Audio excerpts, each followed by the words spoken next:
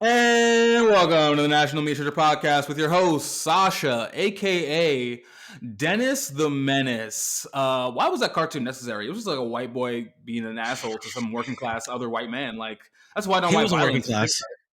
He was not working class. He was just another rich oligarch living on the fruits of his middle. Yes, he was. He had interest at after retirement. I mean, that's not rich. That's not just rich. all right, that's but you gotta on wealth. Okay, you gotta do the math though. He was Dennis the Menace came out in like what, the 60s, the 80s. Like they wasn't in late stage capitalism yet. He probably had a factory job, retired at 60, wanted to relax and chill, and then suddenly. And then suddenly this prepubescent kid is just fucking with him for no reason. Fucking with his whole life, bro.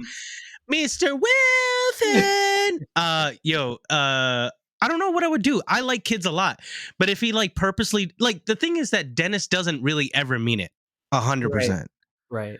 That's his, he's just cheeky, if you will. But I'll be Mr. Wilson. You know what? Because I want to be that fat cat that retires off into this beautiful life in middle America.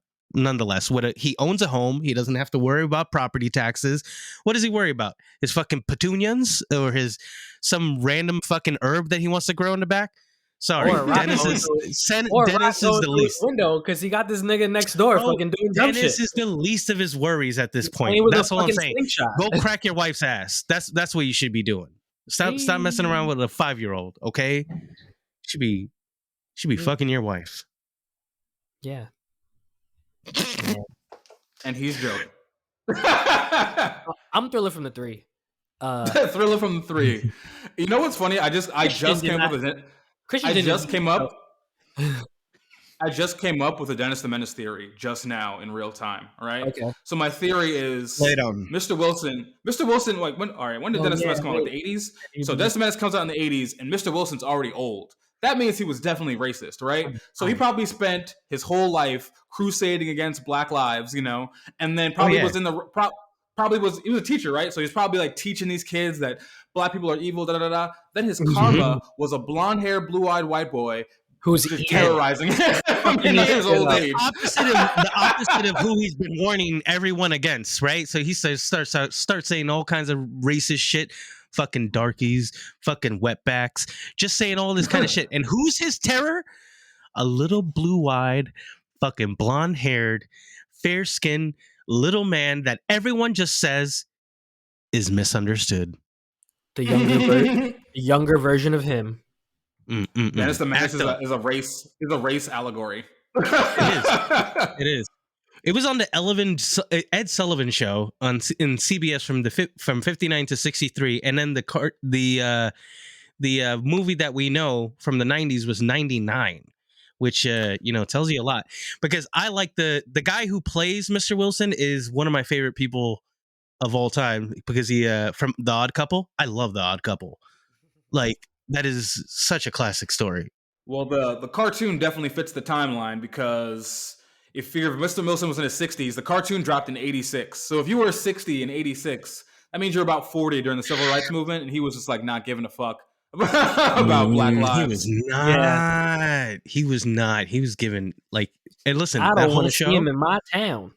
No, there was one brown child in the entire show, and he yeah. I mean, let's talk about it. I mean, he's a piece of shit. They're both pieces of shit. They deserve it. You know what? They deserve each other. I hope Suburbia swallows itself. I hope Suburbia. You're not even in Suburbia. You're in rural. Oh no, I'm in the woods. I'm in the woods. I was feeling bad for you today because I got off work. A lot of reasons.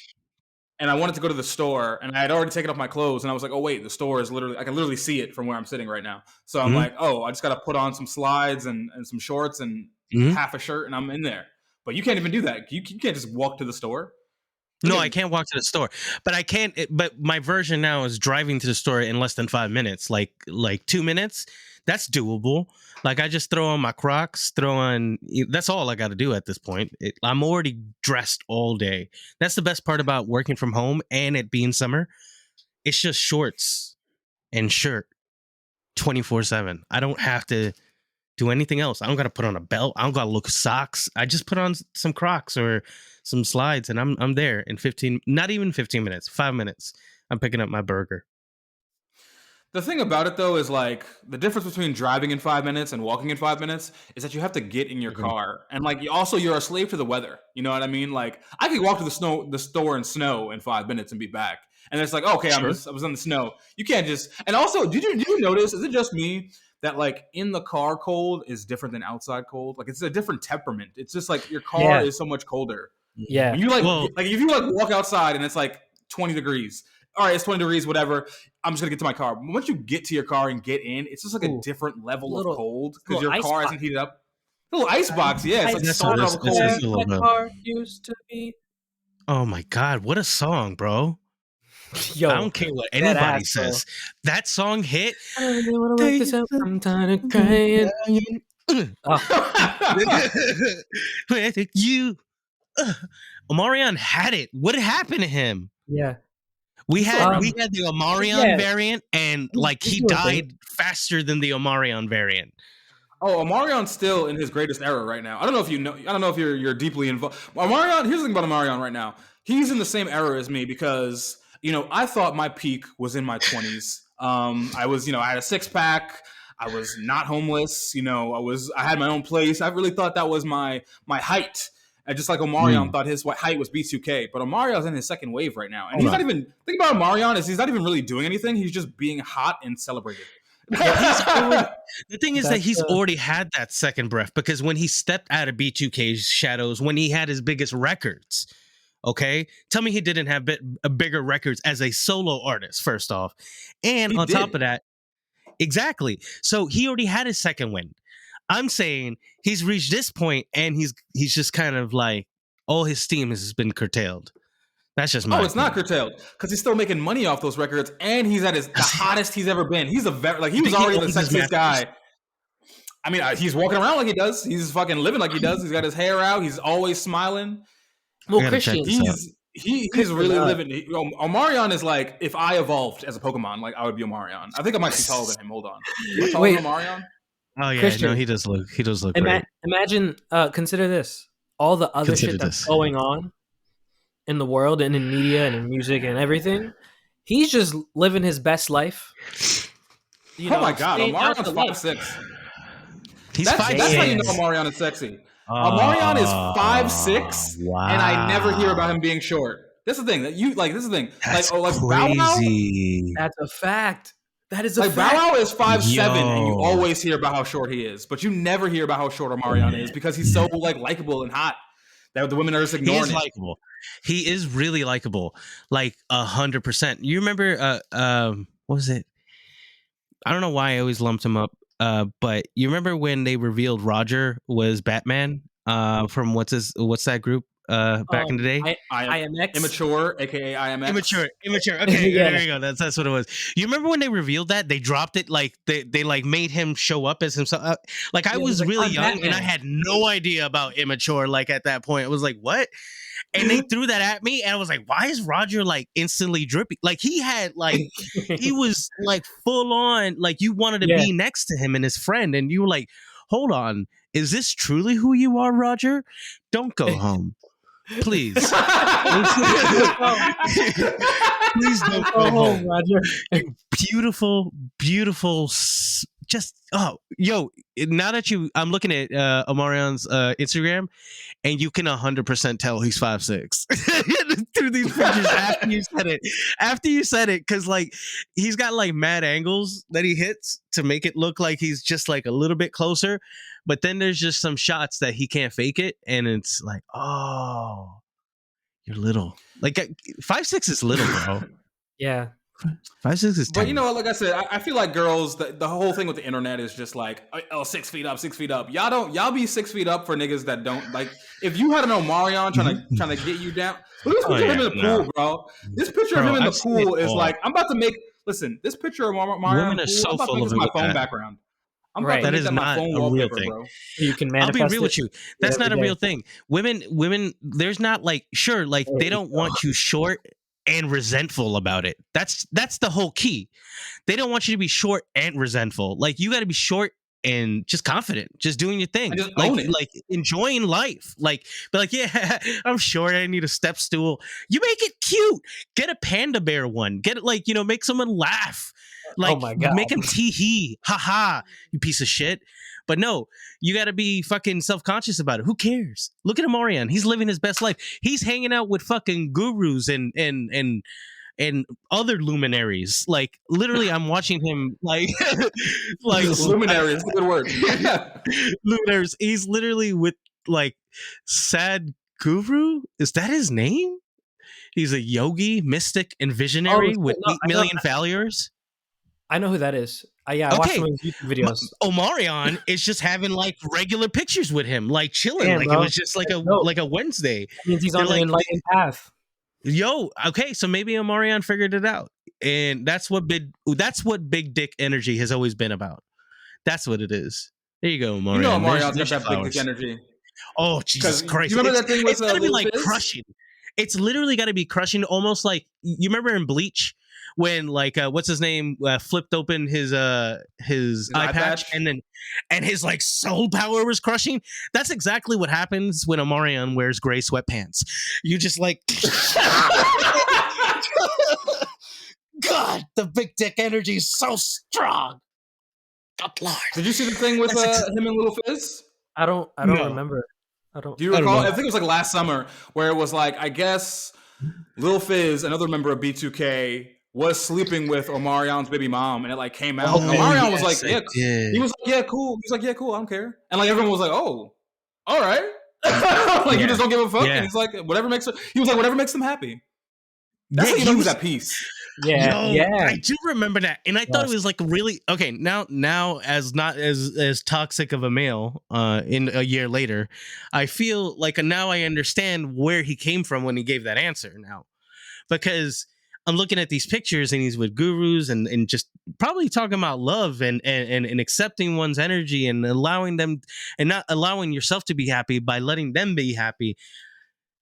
That was like a funny article. I remember that, like that whole thing, and he was cool with it. And Lil Fizz like did a full on public apology. Wow, times. Damn, yo, that feels like a lifetime ago. That was literally October 6th, 2021. What the fuck? Time is moving faster in the pandemic.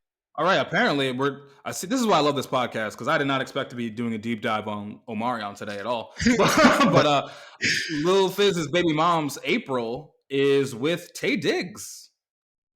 Wow, damn. She loves her short kings. She loves her short kings. Is Tay Diggs short? Tay Diggs is short. I'm pretty sure Tay Diggs is like 5'8". Damn, I don't remember Tay Diggs being tall in like any movie. Don't alienate the rest of the podcast, bro. Like, he's like, yeah, if he's short 5'8". Oh, he's 5'10". That's wow. I did not know Tay Diggs was 5'10". There's no way. Yeah. I've watched The Wood too many times. There's no way he's 5'10". You ever watched The Wood? Yes. I never watched all the way through. I only ever seen the beginning for some reason.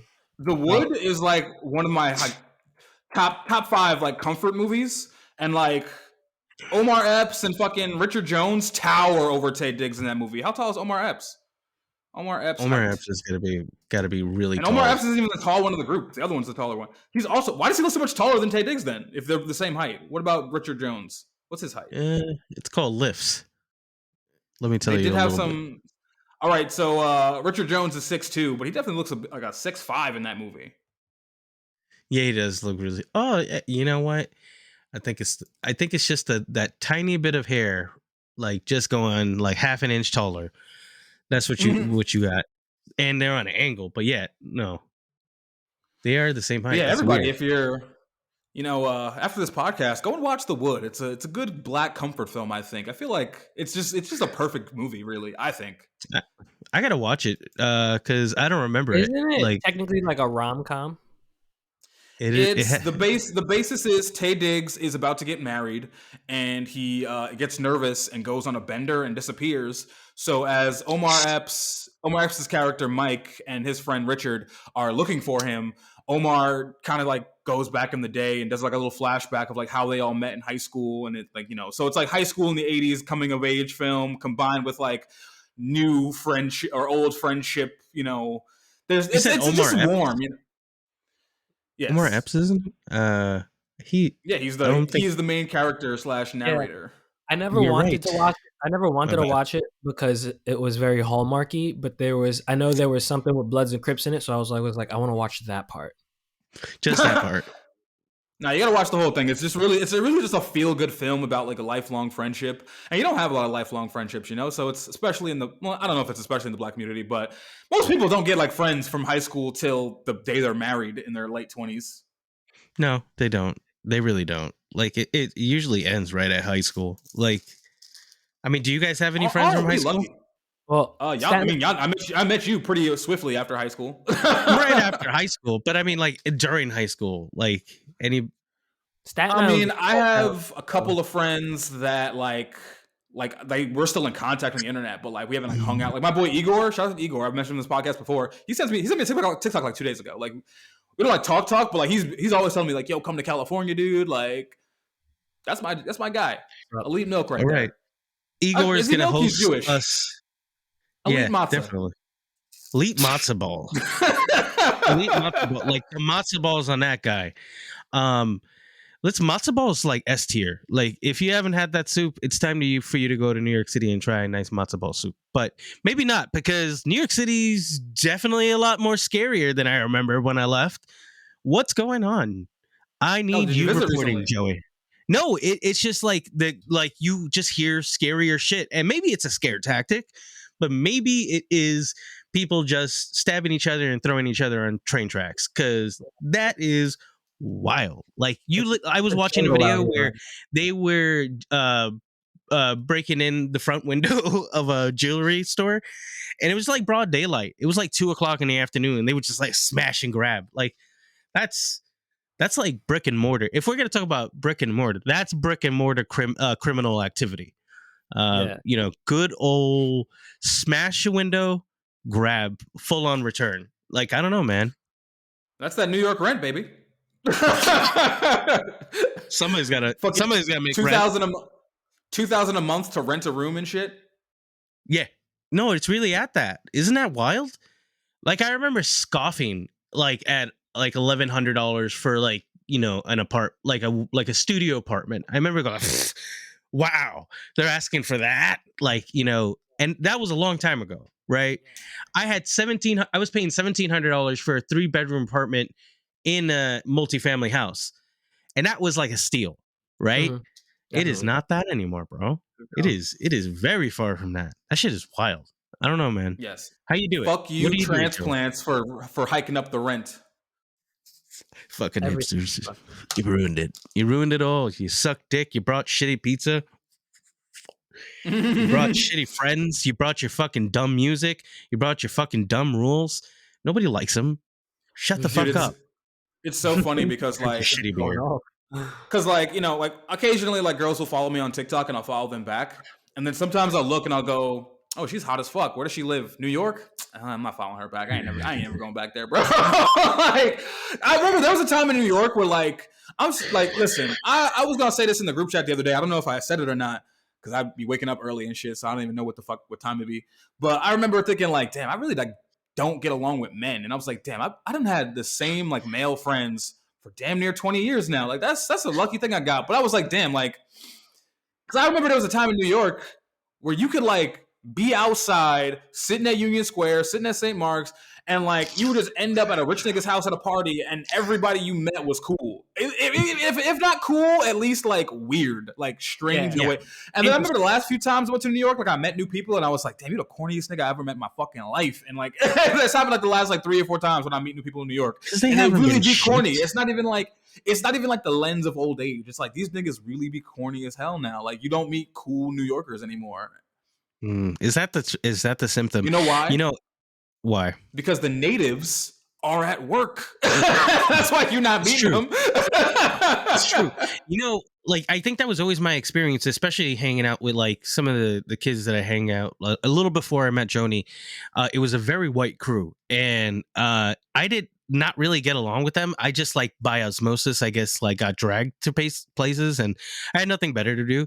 But it was always like the weirdest shit. Like they would just start spewing, and it's just like, just go home. Like, go back to wherever it is. Like, why do you want to be here? Back to Connecticut. Literally, go back to Connecticut. They were from Connecticut, and they were just like every check mark you think about a cringy fucking like quote unquote progressive white person. Every check mark possible, shitty, just shitty behind closed doors, like racist behind closed doors, passive aggressive, fucking stupid, fucking smell weird. Like, you just go back to where the fuck you came from.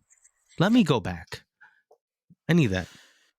Yeah, back in time. I remember, dude. I remember the one time, bro. This is how I know I'm not going to New York. I was really trying to move back. I was still in Pennsylvania, and I was hustling, grinding, saving. I really was like, I can't do this Pennsylvania shit. I think this was like 2018, maybe 2017. Like and I was hustling, grinding, trying to get back so hard. And I remember I was at this party, and my friend was like, yo, can you drive me home? And I was like, yeah, whatever, fine. And I'm trying to drive her home, and I'm looking for parking, trying to drive her home, bro. Oh. In where was it? Like Bay Ridge or something? Oh, Jesus. Somewhere in Brooklyn. And like, I'm driving, and like the thing about Bay Ridge is like, it's a little suburban. Like, it's not super city, it's not super suburban, it's a little bit of both.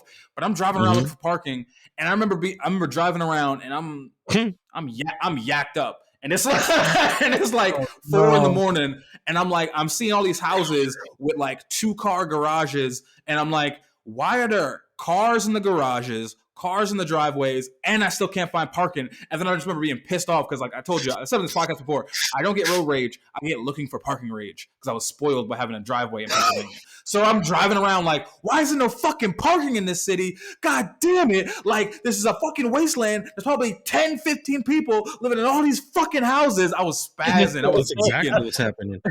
And homegirl was like, hold on, she was like, let me just move let me go double park my grandma's car, and we can just park in my driveway. And I was like, thank you. Like, fuck your grandma's $100 ticket. She's going to get this fire hydrant. I do not give a damn.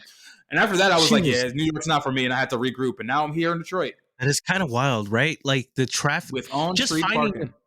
Just finding parking. Because, like, I lived in Flushing growing up, and right by there, it's kind of like the same symptom of Bay Ridge, where it's a little suburban. But it is so packed with people, like way packed with people. I remember, like, my dad would drive around the block for like 25 minutes. And this was like 99, 2000. It's even worse now. They've got parking on top of parking. They literally have like buildings that are above other buildings just made to do all this weird car vending machine bullshit. Yeah, it's the worst. Which actually brings me to what I kind of wanted to start the podcast with. So it's graduation season, and congratulations to all the graduates. I see a lot of people getting their masters, their bachelors, whatever the fuck else. And it's funny because I was taken aback. Obviously I never graduated college, but I was taken aback because I remembered, like, not really my high school graduation per se. But because I didn't go to my high school graduation because of a fuck up at my school, which I'll get to later. But I remember my mom saying if I graduated high school on time, she would get me a car, which obviously was a lie, because how you go from I want to get you a car to I'm going to make you homeless 6 months later. But I remember we can't afford Dino Egg oatmeal, but yeah, we'll get you a car. Okay, you're going to give me your Nissan Altima, or Nissan Maxima rather. But but I remember not really, like, because at the time, like, I had no aspirations to drive. I was already like in a car accident with Igor, actually. But I'll get into that story later. But I remember, like, I was just thinking about that because I totally forgot about that till recently. And I was like, I remember my mom would, like, we would go to my grandma's house on Long Island. And it's a 30-minute drive from Queens. But, like, coming home, 30 minutes to find parking. And I'm like, what would I do trying to find parking as a fucking 18-year-old? Like, that car would just be a burden, paying however much in fucking car insurance that was back then, and really fucking car payments. That is a really that car would have been my prison if I got it. But back to the story. I didn't get the car, not that I cared, but because I quote unquote didn't graduate on time. I had to go to summer school. But here's the thing. Public fucking school, baby. They fucked up. I went to summer school for a whole summer for math and gym, because I used to skip gym a lot. But I remember there was a program that I went to before I started high school that gave you 3 extra credits. So I needed 44 credits to graduate. after summer school, I had 47, and they were like, "Yeah, you were never supposed to be here." And I was like, "What the fuck?" Like, I was so. And I remember I told my mom, and obviously she believes nothing I say, so she didn't even believe that. Like, I had the transcript. Damn, bro, Here's 47 credits, and she was like, "Oh, whatever." But like, yeah. So I never went to my graduation. And did you guys go? What was your guys' graduation experiences like? I'll start off first by, how do we have such a similar story? There's a reason why we met as friends, because I too did not go to my graduation due to a similar thing for gym of all things, because they wouldn't let me go back. Like, this is again New York City public schools, and in their infinite wisdom, they weren't letting me go back to what I liked, which was weightlifting. And they were putting me in just kind of a general like gym class. And it's just like, I wanted to go back into something I actually enjoyed, but because I don't know what number I hit, I have to be on a different. So I missed, and I skipped a lot of it. And I literally had to go to summer school for the same fucking thing. That was the exact same thing. I hated it. Before Joey gets into his, this is kismet, dude, because that's exactly what happened to me. We had a bodybuilding course, and I took bodybuilding in my freshman year, and then in my like sophomore year or something, they gave me like football, which I've later found out that like if it was like there was no football team for my high school, so like football just meant you were gonna toss the ball 1 or 2 times, but 90% of it was in the weight room. So like I skipped this entire semester thinking I had to do football when really I could have been lifting weights. Wow, that's crazy. That's the exact same story. It was baseball for me. It was baseball, and we were not a division team. We weren't going to ever go to any kind of anything that would be fruitful, and they never worked on the grounds. So everything was just craters of dirt. So like, even if you wanted to play like a really good hardy like game, you would just break your ankles. So what was the fucking fun in that? I could go like make out with girls during this fucking period, and like maybe do something sexual, like touch a boob, maybe third base, bro. I was way more interested in that.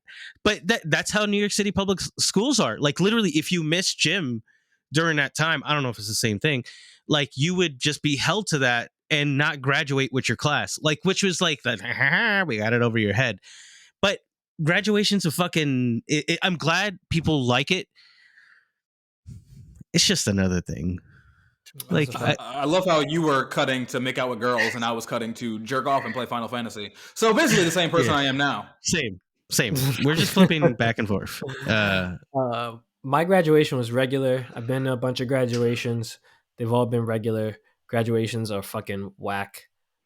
I imagine they're like super embarrassing, especially people who have like deep anxiety. Like, even if you get to this point where you're at a doctorate level, but you just have social anxiety and you can't be in front of people, and you have to just zoom past the stage, not fall on your ass in this gigantic robe that you look like a Harry Potter-esque person, and like people really have fucking cool fits for this whole thing, right? Like the fucking I don't know what it's called. I'm not educated, but guys know what I'm talking about. Beyond the tassels, you get like some of those banners, and you see people put like the schools or their country colors, strange ritual honor societies. I mean, it comes from old white occult men. Yeah, it looks a little weird, but you know what? When black and brown people are doing it, it's fire. So let's just give it to them, because shout out to the homie Dr. Earl O'Brien. Why do I know a doctor that is a master's in psychology? Congratulations, you look cool. Maybe you should tell me what that thing is. Well, I gotta ask you. That's what I'm gonna do. I don't know. Does it count if I've slept with a doctor before she got her doctorate? Definitely, because you're a part of her 6 months before. You're definitely a part of her come up. I'm definitely not a part of her come up, bro. No. Hold on. Think about it. Put it in your head. 6 months she has sex with a really sexy chocolate man covered in tattoos, and then she gets her doctorates. That's kind of a streak, if you ask me. If statistically, if the woman that you were with came, that was probably the best 6 months of her life. Oh no, it definitely wasn't. We did not get along. We had sex 2 times, and it was just we're not for each other. I'll get deeper into that story off air, but there's a funny twist to that, I think. But I feel like, also speaking of high school, prom. How did you guys do? My prom was black. I also didn't go to prom, and I'll tell you why. I had this weird thing that my parents were on financial ruin for some reason, and that just tells you what kind of struggles you go through. So I was nah, I didn't want to ask because there's a lot of stuff. If you are a kid who isn't from means, and even if you do get to those means later on in life, there's this weird thing that you end up doing because you look at how expensive prom can be. Really, okay, I gotta get myself a suit. I gotta share a limo. I gotta buy a corsage, and I gotta order it at the right time. Otherwise, I'm gonna be a dick. Yeah. And there's a lot of things that came into it that I was worried, so I just didn't bother. I was nah, mom, it's cool, don't worry about it. Why? My girlfriend's probably gonna go to prom. I'm still gonna pick her up, and we're gonna do stuff. I'm gonna get trying to be less lewd, but yeah, we were definitely going to third base. I've gone to 3 proms. I got to go to prom with an older friend of mine. Took her to her prom. Then I went to mine. Mine was whack. Then my girlfriend's prom was dope. It was on a boat. That was a good time. Fire. That was cool. That sounds crazy. Found out Michael Jackson died during her graduation. It was outside. This shit was actually crazy because you could it's outside. The graduation is happening, and then you see a couple people start looking down at their phone, and then you just hear mad whispering, and everybody's just all mumbling and looking down, and you could see the students. Everybody was just holy shit! All finding out Michael Jackson died live. Shit was crazy. You know what's kind of weird about that death? I feel like that's just because I was coming into adulthood at that time, but I feel like that was the first death that literally just shook everybody. Everybody had to oh shit. Yeah. It was that first I felt like it was this one moment that the world found out at the same time. Yeah. And I think that's what that kind of put everything else into motion, right? Because we all had to have newspapers or wake up with somebody telling us, "Oh, did you hear Prince died?" Fuck no, yeah.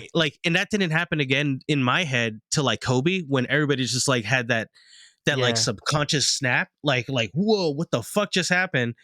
And then we had the pandemic. So that tells you how our year went right after Kobe died. So we are really, we as a society, we cling on to celebrity deaths. Yo, that ass. Yeah, we cling.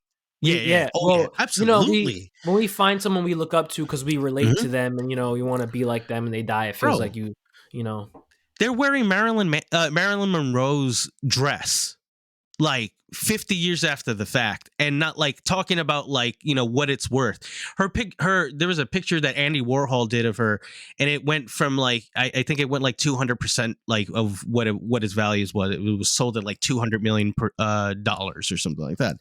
So that just tells you we're absolutely always obsessed, and it can be part of the fact that we look at it as art, with pop culture and everything, but we are so obsessed with celebrity death.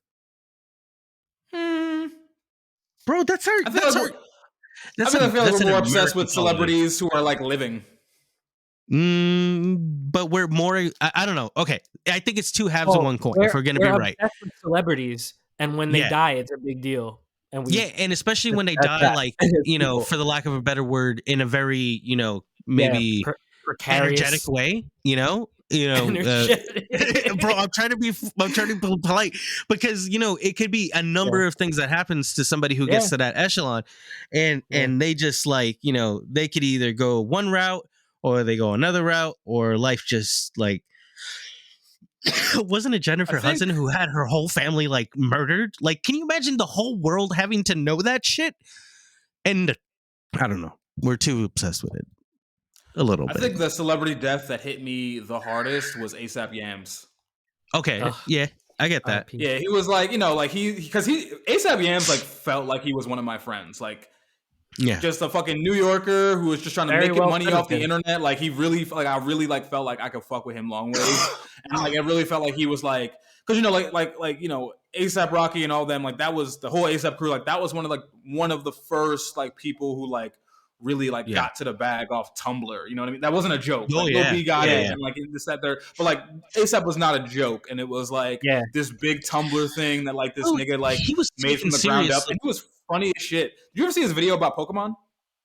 I did, and it's you know what it is. It's like I found out more about him like after his death, because I wasn't really into that era of hip hop at the time. But when revisiting it and you realizing these guys had like they had clout in a lot of different worlds in New York City, and that takes a lot of work when you're a group of people that is like actually respected in multiple circles. Because like I wasn't even listening to the music at the time, and I would hear only good things about ASAP Rocky, ASAP Yams, the entire crew that he was with. It's crazy that comes back to you, and it's off of the strength of I guess good networking and being affable. I guess that's the right term. Yeah, and it was like, like they were kind of the first. I don't really think they get their flowers for this, and maybe I'm just wrong for assuming this, but I feel like they were kind of the first people who like their style of music was 100% not regional. Like they were New York niggas making like Southern, chopped and screwed-esque. Like, he had the DJ screw tattoo on his neck. Like he very much wore the influences of the South like on him, and I was kind of the first group to like really do that, to say like, yeah, we're from Harlem, but this is what we fucking with right now, and like the whole like purple thing, and like it was very cool. That influence is so deep, and the thing is like what's cool is like I think you say it again, like he's around the same age group as us, and that feeling that it feels like really like, oh shit, like I was going through some of the same exact like moments in like music history, or at times when when you're getting tapes of CDs, or you're ripping music off a Kazaa or a Morpheus or some shit, and we're all having in this crazy shared experience, because now we've all heard DJ Clue go crazy, and then like some virus get loaded onto your computer because you wanted to watch like Lil Wayne's, I don't know. You wanted to watch Candy Shop uncensored. That's what happened. Yeah, you did. You piece of shit. Uncensored. Yes, you did. Rest in peace, ASAP Yams. Rest in peace, Yams. But back to prom. Not to get morbid, but I feel like my prom story could definitely be like a short film that was like directed by Seth Rogen at this point. Like it felt very Freaks and Geeks, because I was like thinking about it today. So here's the thing. For my prom, I didn't go, but not on purpose. So, all right, let me paint the picture for you. So I didn't get like a suit or anything. This was still in my new metal phase. So people that I wore to prom, right? I had a baggy ass, like it was like a 3X, like Dickies fucking shirt. We had what's that fucking material that they make the work shirts out of? Yeah, canvas. It's called canvas. Or duck. Yeah, so I had a basic. It wasn't a Dickies jumpsuit, but was it a Dickies jumpsuit? No, it was like a Dickies shirt, big, real baggy ass Dickies pants. I looked like I was about to fucking like I was working on the MTA or some shit. And then the agreement was, shout out to my boy Igor once again. But Igor, let me back up. I did not go to the prom on purpose because of the same reasons. It was expensive and shit. But there was an after party, so Igor was gonna pick me and a bunch of people up at the school to go to the after party. And I remember going to the school, and I guess I like got there later. I don't know if I actually got there later or they just ditched me. I should probably just ask this nigga. But like I got there and like I couldn't find this nigga, so I was like, fuck it, I'm just go head to the after party, which was like, I think it was in maybe some club in Brooklyn or Manhattan. I'm not really sure. But I get there, I'm there for like I said, this is me taking public transit as an 18-year-old for more or less the first time, because I usually just walk to school. So like I got there pretty late. It was pretty late. It was like in a little club, with like no drinks or whatever. And like people were like, chaperones were like kicking out drunk kids that were clearly drunk. It was fun. God. And then I remember like the whole time just feeling like so awkward, because I'm raised on these like coming of age films where like, oh, you got to fuck somebody at prom. I'm still a virgin, my bitch ass. So never been kissed. I think I had one kiss at that point that was Truth or Dare. So yeah, it was not a good time. So I'm like just going. It ain't easy being cheesy. I'm trying to like get in my bag. I'm trying because I, no matter what, I do be dancing. I do be getting my grind on, but I'm just trying to get into it, trying to feel the moment. I got all those niggas from my high school that I hate there, so I'm trying to like remove myself from hating these niggas because they not fucking with me. They got bitches. You know what I mean? Unlike myself. So then after the after party, this was probably like my first like long ass night out. I think we stayed out till like sunrise, and we took the limo to the beach. And I remember it was who was there? It was like me, Igor, 2 other dudes, I think, and then like 3 or 4 other girls. And I remember there was like one girl that they were trying to like pawn off on me, and she was fine. I don't remember her name. I think I had met her like once before. She was from like a different school, and she was bad. But like, what was she? Maybe like Antiguan or something. There's a lot of big West Indian population in the area, and she was bad. I remember everybody's like asleep in the limo, and I'm like pretending to be asleep and like lean on her, and she like pushes me off, and I'm like, oh god, did a girl reject you at prom night as the sun is right? But by the way, we're driving in a limo to the beach at sunrise. This is a sexy ass setting. Like she was like, I wish I remember her name. I'm about to hit up Igor, see if he still remembers her, because he hangs out with a lot of high school heads. You should definitely hit her up and just be like, hey, what's up? And just see where it goes. I'm hot and rich now. That's exactly. But I remember like we went to the beach, and I just like I kind of I got out of my emo bag, and I was like, all right, whatever. We're at the beach. The sun is rising. It's like 7 a.m.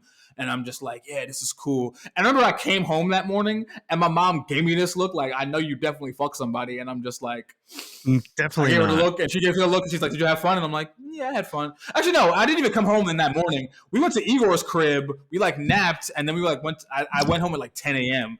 And that was like the first time my mom was letting me vibe ever, because my mom was super overprotective. That's not good for a black man after dark on the streets. Meanwhile, she kicked me out the house. But anyways, but she's also not wrong.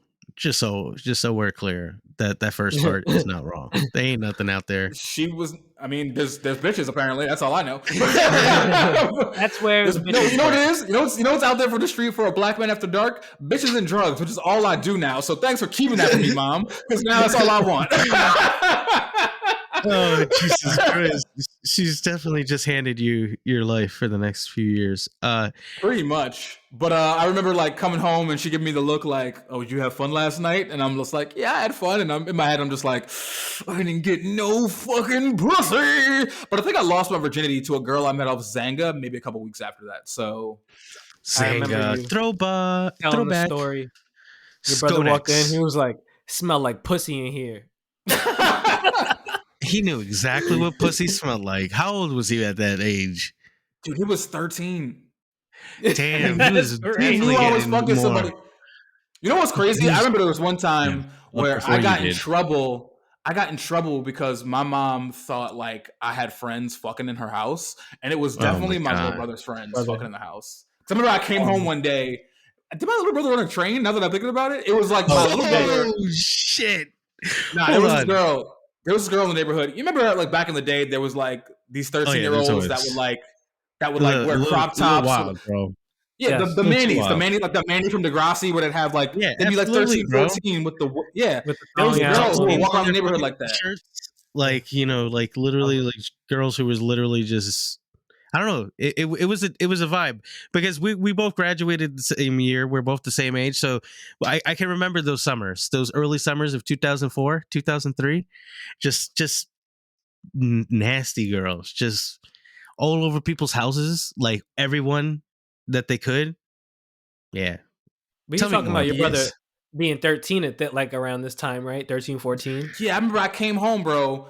And it was my brother, Manny from Degrassi, like crop top, the whale tail thong, the low rise jeans, she was Hispanic, so she had like the crazy gel in her hair, like curled up. Yes. And it was him and this little boy with like a blowout and like a 4XL t-shirt, little Hispanic boy, and they were just all in the house. And I didn't really think nothing of it because I was just in my own little emo world. Her back but then I remember my mom being like, mom being like, whose fucking hair is this in my bed? This is a long black. My mom had the shaved head. Shaved coof, you know what I mean? So finding a long black hair in her bed, she was like, whose fucking hair is this? And she blamed it all on me. And I'm thinking like, I wish I had a long black hair in your bed. I wish I did that to somebody. Like it wasn't me. And it didn't even like dawn on me till just now at almost 35 years old that I'm like, damn. Text That your might have brother been my little right brother now. on the train. Text your brother. You got to find out for the pod. Let's do it on air. Let's put him on, put him on the horn and be like, hey, listen, you're live right now. That time. Did you run a train? She was sucking dick. She was topping y'all both. That'd be crazy because I haven't talked to my brother in like, I don't know, like a year. Like we haven't even like, I don't even know if he follows me on Instagram anymore. But we haven't really spoken. So if I like pull up on him after like a year and a half, 2 years of silence, and be like, "Yo, did you run a train in the crib?" At 13 years old. Perfect way. That might be the perfect way to enter the relationship or friendship. That might be the perfect way. I imagine he just texts me, "Hell yeah!" Like, and then you're done. Like that's friendship like extended. Now brotherhood is finally healed. Time has healed all wounds.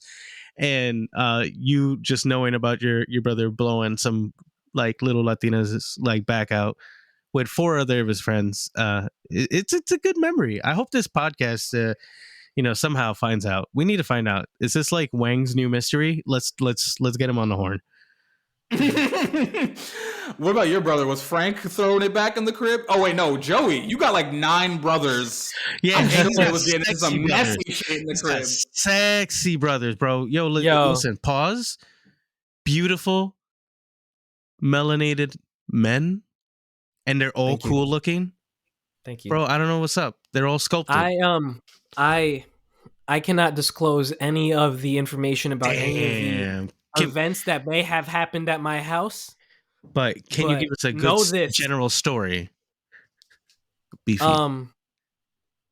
So one of the good things about like me and my brothers, we found a way to fit it all in and make it work without ever really crossing paths. Like I was never really like running a train on somebody. Like no. That's exactly what that sounded like. Nah. I meant like when we would have we found out how to put all our dicks in the same hole. We just we divided our time well in the house for when that was happening. Shit. But then like since we were close in age, we all got to a point too where if it was like, oh, so and so has a friend over, all right, I'm giving them privacy. I'm trying to do whatever they're gonna do. That's what brotherhood looks like. And I want to say, I'm not even trying to blow up anybody's spot, but 303 Bam, I just want to say, I'm not even gonna say it, bro. We know the exploits. Nigga, bro. Dude, listen, can I just talk about the image I have in my head? The image I have in my head is like, early 2000s, like one of your brothers got a girl in the crib, and then you got a girl on the way, and then your brother chirp you on the next cell, like you're like, damn, my brother. She definitely doesn't want to stay over, so maybe we should just go outside and go to the park and maybe get a handy, bro. Can we talk about those park? Me and my brothers, we definitely did a lot of stuff out of our home, though. We kept the most of the nasty shit out of the home because we had bitches with cribs. It was, that is Staten Island, bro. That's a benefit. Not actual cribs. It was just like they had the open. No, bro. That's basically their house, especially at that age. They're just like young white women. They own the whole house. They do whatever they want. Oh no, that's speaking not, of the open, bro. We was in the hood. Who I feel bad for? My boy Wilfredo, bro. Oh my God, this man. So I was with the goth crew, right? And there was this nigga Wilfredo. He was a cool cat. I tried to get him to come to shows like a million times, like way after high school, because he was always just a good man to me. He was a good guy. But he was like this short, fat Hispanic dude. Like he was a hideous man. He would have like the blowout haircut. Remember they do the blowout with the spikes and they were kind of look bald. Yep. Like he would do that with the trip pants, and I remember he had the open at all times, and the whole goth crew was fucking at his house, and not him. Like there was, like I never went to his parties. I never went to the parties, but like every time like we came back, like niggas would be like, "Yo, we was doing coke in the house. We was doing this. I fucked this girl." Wilfredo was just the host, and like he just wanted to be part of the cool crew. Damn, woo, man, he was like at least me. And like I was like, and the cleanup. Bro, niggas were. I remember one time I came late to the party, so everybody dipped, and his house was fucked up at like 2 PM, and I'm like, damn, by the time your mom get home, he's like, yeah, she home at like 6. I was like, you gotta clean all this by 6, my nigga, Jesus. Started. Peace. Have a great day. Like, as you You Dude, be good, y'all.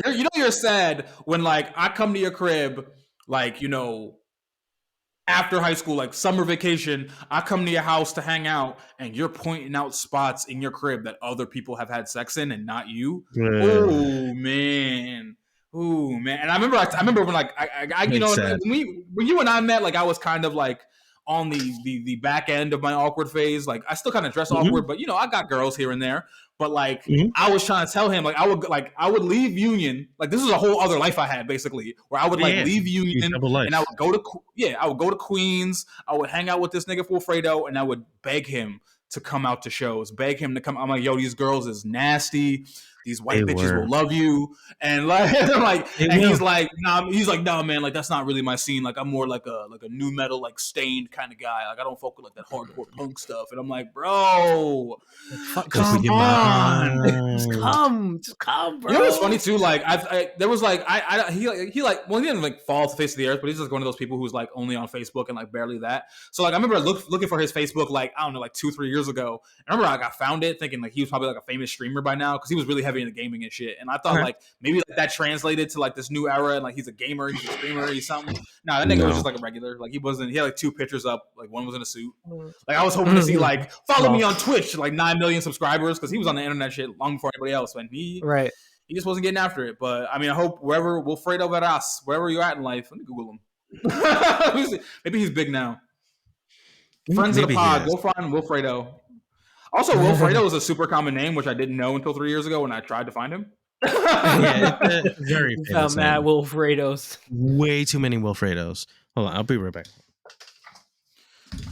But yeah, I am definitely very glad to be past my awkward high school phase. Same. It just makes me appreciate where I'm at now. And I'm actually going to Atlanta this weekend. I don't think I told you guys. Oh, word. Yeah, one of my homies was like, yo, just come out. And I'm like, all right, cool, I'll come out.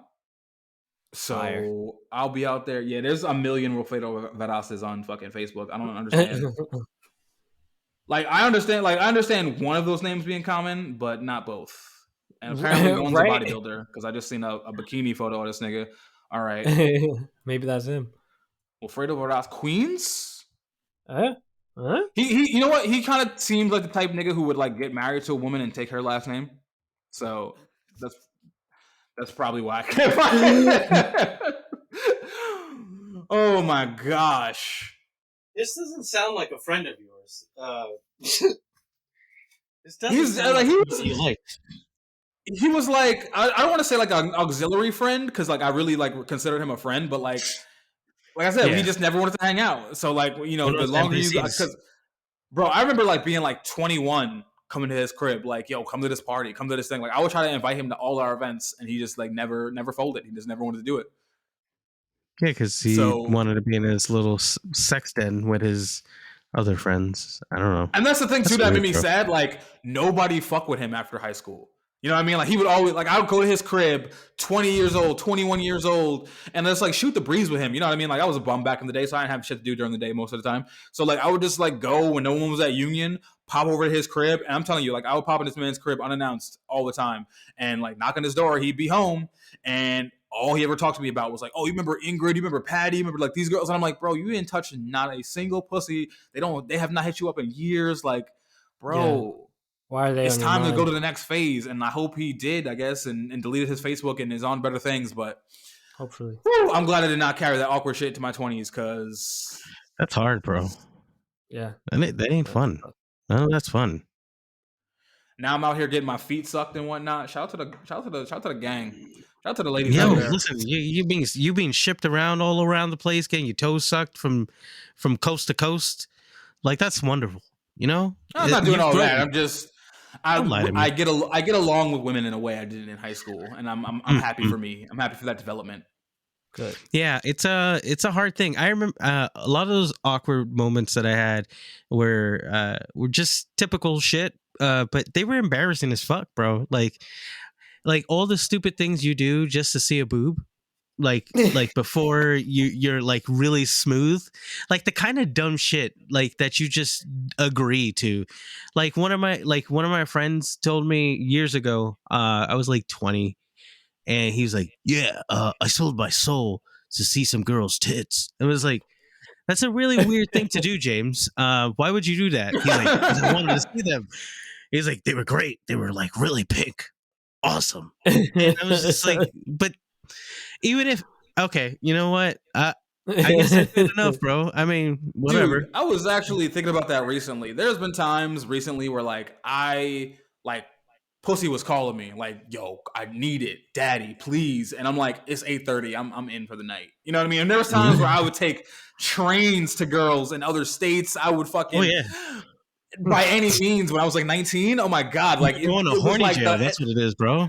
I was homeless and like going through great lengths to get forehead kisses, and now I'm just like, yeah, I'm packing it in. I'm good. You know what I mean? Like, and that's the thing too. Like, I remember there was this girl relatively recently, not recently, but like within the last year, and she was a baddie, and she was on my body, but she was so mean to me, and I was like, and not even like, it wasn't like she was mean for real, but she was like flirting with me in a way that was just like catty and that catty sarcastic shit. And I was just like, I remember I was like 4 sentences into her like trying to be cute, and I was just like, yeah, this is not for me. And she was so confused. She was like, what do you mean? Like, I'm a badass bitch, you know you want? And I was like, no, I'm a fine ass nigga, bro. I literally get paid like we're on equal level. If anything, I'm higher than you, so you've met your match. It's not even about being higher. Like, just be nice to me, bro. Like, it's a hard ass world out there. Like, just be nice to me. Like, why are you? I'm a black man. I can get killed by the cops anytime. Not to mention the fact, I was in the club working. I think I still told this story, but like there was a time. No, I wasn't working this night. But I remember like I didn't work one weekend and I worked the following weekend. And I guess that previous weekend there was like 4 shootings downtown. And there was at one point where I guess at the club I was working at, they had kicked somebody out. And when they kicked this person out, because like it was like they kicked 2 people out that were like arguing crazy. They kicked them out. And then as they were outside, the one that was like a stud, and she pulled out a strap on the other nigga. And nobody fired anything. But the security is like looking at her like, how the fuck did she get a gun in here? So like we had a whole briefing on like the ways in which you could sneak a gun in the club, and like so I could die anytime. So like if you think I'm living this harsh Detroit life and you think I'm gonna just give you some dick because you cute, no, like I need my soul filled. I need my chicken noodle soup for the black soul. So if you're not bringing that to me, don't bring nothing, because that's crazy to me. That is massively not spoken about enough. You got to be sweet, man. The sweet part is like I hated that whole like thing that women would start doing once they get like super attracted to you. Like some women, not all women, of course, but like they just start to like think that being like playing super hard to get and weird about like wanting to spend time with you is like a way to get you into the fold. I was just like, all right, fine. You don't need to hang out with me. Like, I'm on to the next, if you will. Don't worry about it, bro. I have one girl. You have a good Tuesday, Christina. I don't know who that is. I had one girl, and I remember I was a much younger man, and I tolerated a lot more back then. And I think I was like 24, 23.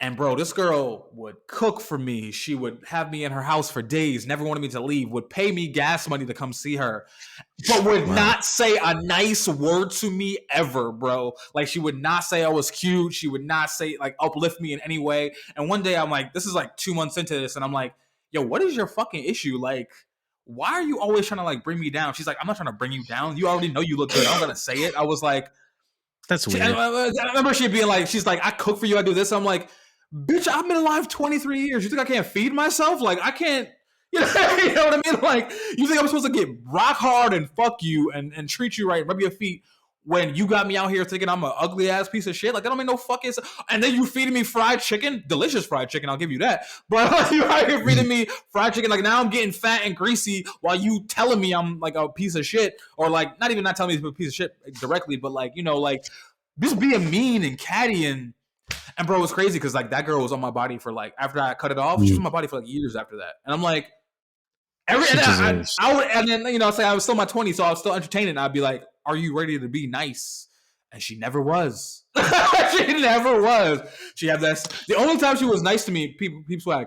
She was nice to me when she cheated on her boyfriend with me. Like a year after, and she would only be nice because she was comparing me to him, because she was like, you're like the better version of him, and I'm so mad like I fucked it up with you. Oh man. Ew.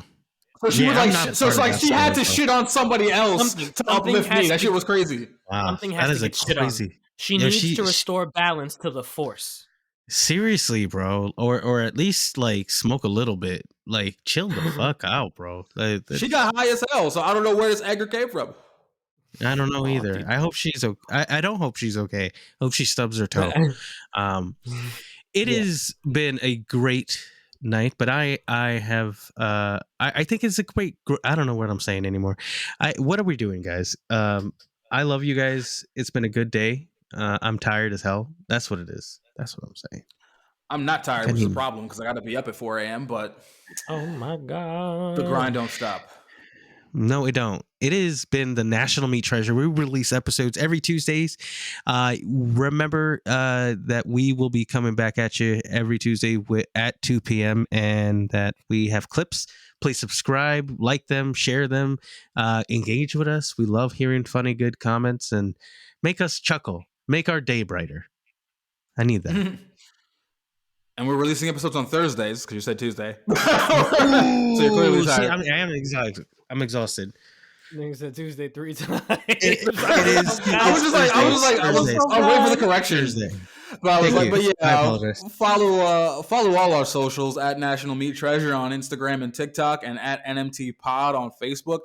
Really follow us on. I know a lot of y'all don't use Facebook. Like, really follow us on Facebook. Like, we're getting like weird traction from like I don't know, like old ass white people. I don't know what they see in our clips, but like boost it out to them because old white people need us. I think.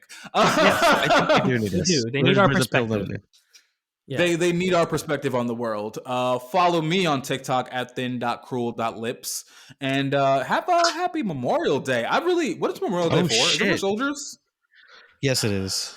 It is to remember those that have been lost. Yeah, if you don't have any Memorial Day plans, remember old episodes of our podcast because we have 82 of these shits now. So go back and deep dive. And I know you have been. I've been seeing the numbers. I've been seeing a lot of people who like go back and listen. Really appreciate people those. Listen to Skate Monkey Skate. Like, why? Why do you want to listen to that fucking first episode of us just being? A lot of people have told me that they're, I guess, neurodivergent and they have to start podcasts from the beginning, which sounds crazy to me. I've never started a podcast from the beginning unless there was like 7 episodes or something. I understand that. With some things, I understand that. But I mean, like we don't have a very topical podcast, so you can start wherever. So wherever. After you listen to this episode, pick a random one. Pick a 47. You know, go through the titles. They're weird. And but share them. Share some old clips. Admire my YouTube covers, or not. Go back Christian to makes whatever the you fire want. thumbnails. I just think of dumb shit all the time. Yeah, I'll know we made it when like a random episode 31 goes viral, and I'm like, that shit was like 8 months ago, but fuck it. Yeah. We're up. And follow me on TikTok, Twitter, and Instagram at Saint Thrillah. It has been the National Meat Treasure. Peace. National Meat Treasure.